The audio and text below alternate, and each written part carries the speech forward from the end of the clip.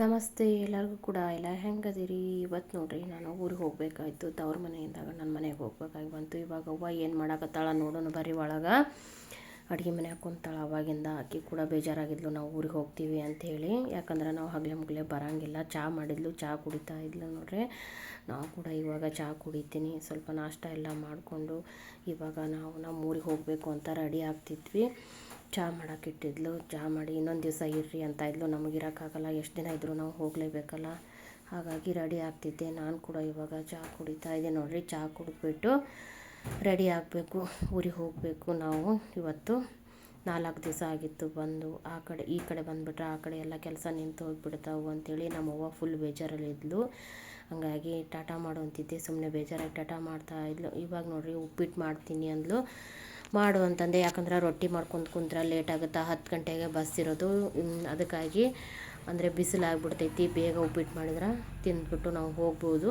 ಅದಕ್ಕಾಗಿ ಉಪ್ಪಿಟ್ಟು ಮಾಡಿ ನಾಷ್ಟ ಮಾಡಿಕೊಂಡು ಹೋದ್ರಾಯ್ತು ಅಂತ ಉಪ್ಪಿಟ್ಟು ರೆಡಿ ಮಾಡಿದ್ಲು.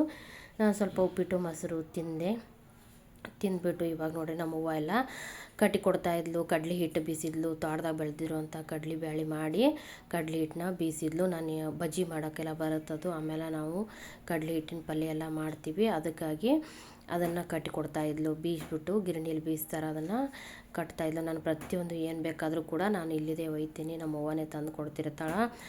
ಹಾಗಾಗಿ ನೋಡಿರಿ ಇವಾಗ ಹೊಲದಲ್ಲಿ ಬೆಳೆದಿರುವಂಥ ಹುಣಸೆ ಹಣ್ಣೆಲ್ಲ ಬಿಡಿಸಿಟ್ಟಿದ್ಲು. ಹಾಗಾಗಿ ಅದನ್ನು ಕೂಡ ನನಗೆ ಸ್ವಲ್ಪ ಕಟ್ಟಿ ಕೊಡ್ತಿದ್ಲು ನಮ್ಮವ್ವ.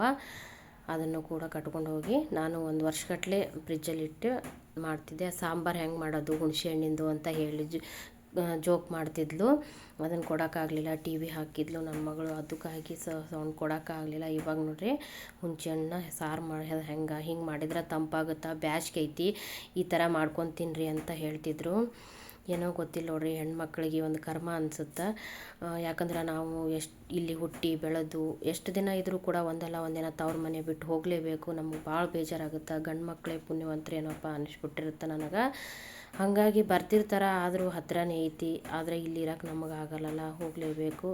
ನಮ್ಮವ್ವ ಅಂದ್ರೆ ನಮಗೆ ಭಾಳ ಇಷ್ಟ ನೋಡ್ರಿ. ನಮ್ಗೆ ಹೊಸರಿಗೆ ಯಾಕಪ್ಪ ಅಂದ್ರೆ ನಮಗೆ ಅಪ್ಪ ಇಲ್ಲ ಅನ್ನೋಂಥದ್ದನ್ನು ಯಾವತ್ತೂ ಕೂಡ ನಮ್ಮವ್ವ ನಮ್ಗೆ ತೋರಿಸ್ಕೊಟ್ಟೇ ಇಲ್ಲ. ಕಷ್ಟ ಅನ್ನೋಂಥದ್ದು ಗೊತ್ತೇ ಇಲ್ಲ.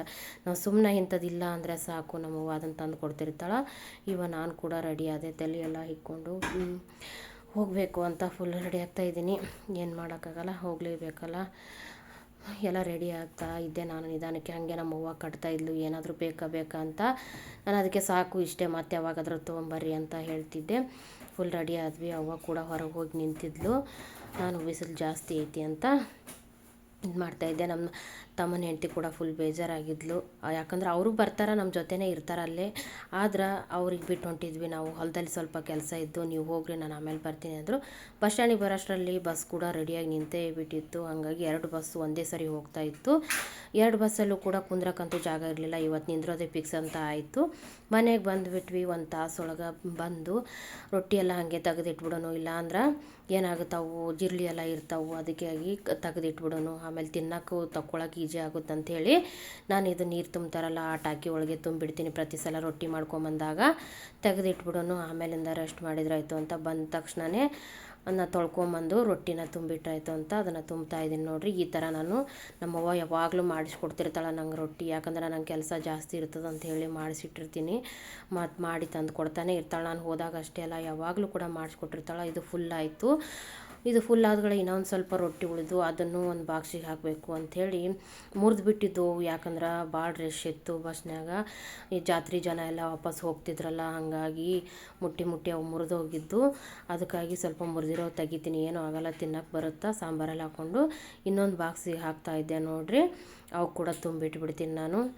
ಏನಿಲ್ಲ ಅಂದರೆ ಸಾಕು, ನಮ್ಮವ್ವ ಅವಾಗೆ ನಮಗೆ ರಾತ್ರಿ ಹೇಳಿದರೆ ಸಾಕು, ಬೆಳಗಾಗೋಷ್ಟರಲ್ಲಿ ನಮಗದು ಬಸ್ಸಿಗೆ ಬಂದುಬಿಟ್ಟಿರುತ್ತೆ. ಆ ಥರ ನಮ್ಮವ್ವ ಯಾವತ್ತೂ ಕೂಡ ನಮಗೆ ಇದು ಇಲ್ಲ ಅಂತ ಅನ್ನಲ್ಲ.